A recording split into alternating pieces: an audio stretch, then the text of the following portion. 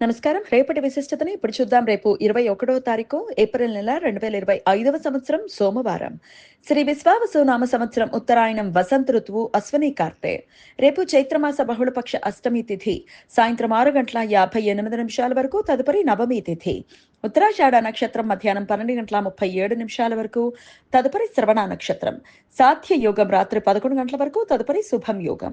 బాలవకరణం ఉదయం 7:04 వరకు, కౌలవకరణం సాయంత్రం 6:58 వరకు, తదుపరి తైతుల కరణం ఉంటాయి.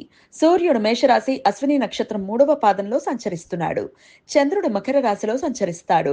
నక్షత్ర వర్జం సాయంత్రం 4:38 నుండి 6:15 వరకు, అమృతకాలం ఉదయం 6 గంటల నుండి 7:39 వరకు, మరలా రాత్రి 2:17 నుండి 3:53 వరకు.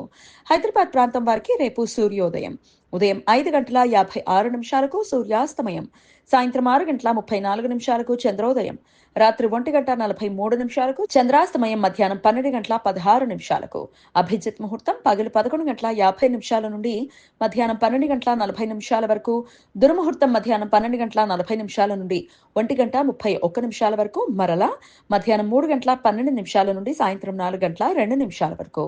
రాహుకాలం ఉదయం 7:31 నుండి 9:06 వరకు. గుళిక కాలం మధ్యాహ్నం 1:50 నుండి 3:24 వరకు. యమగండం ఉదయం 10:40 నుండి మధ్యాహ్నం 12:15 వరకు. సోమవారం శ్రవణ నక్షత్ర కలయిక ఉండటం వలన సర్వార్థ సిద్ధి యోగం రేపు మధ్యాహ్నం 12:37 నుండి ఎల్లుండి సూర్యోదయం వరకు ఉంటుంది. ఈ సమయంలో నూతన వ్యాపార ప్రయత్నాలు చేయడానికి, కొత్త పనులు ప్రారంభించడానికి అనుకూలం. మాస శూన్య తిథి ఈ రోజు సాయంత్రం 7 గంటల నుండి ఎల్లుండి సాయంత్రం 6:12 వరకు ఉంటుంది. చైత్ర మాసం ఉభయ పక్షాలలో వచ్చే అష్టమి, నవమి తిథులను మాస శూన్య తిథులుగా పరిగణిస్తారు. ఈ తిథులు శుభకార్యాలకు అనుకూలం కాదు. గురు పంచ సప్త శలాక వేధ రేపు ఉదయం 6:29 నుండి మధ్యాహ్నం 12:37 మధ్య కాలంలో ఏర్పడుతుంది. గురుగ్రహం మృగశీర్ష నక్షత్రం 1వ పాదంలో సంచరిస్తున్నప్పుడు, చంద్రగ్రహం ఉత్తరాషాఢ నక్షత్రం 4వ పాదంలో సంచరించే సమయంలో ఈ వేధ ఏర్పడుతుంది. శుభకార్యాలకు ఈ సమయం అనుకూలం కాదు. ఈ సమాచారాన్ని మనకు అందించిన వారు మేడికొండూరు విశ్వనాథ్ ప్రసాద్ గారు. ఆయనకు కృతజ్ఞతలు తెలియజేస్తూ నారాయణ స్మరణతో సమస్త సన్మంగళాని భవంతు. నమస్కారం.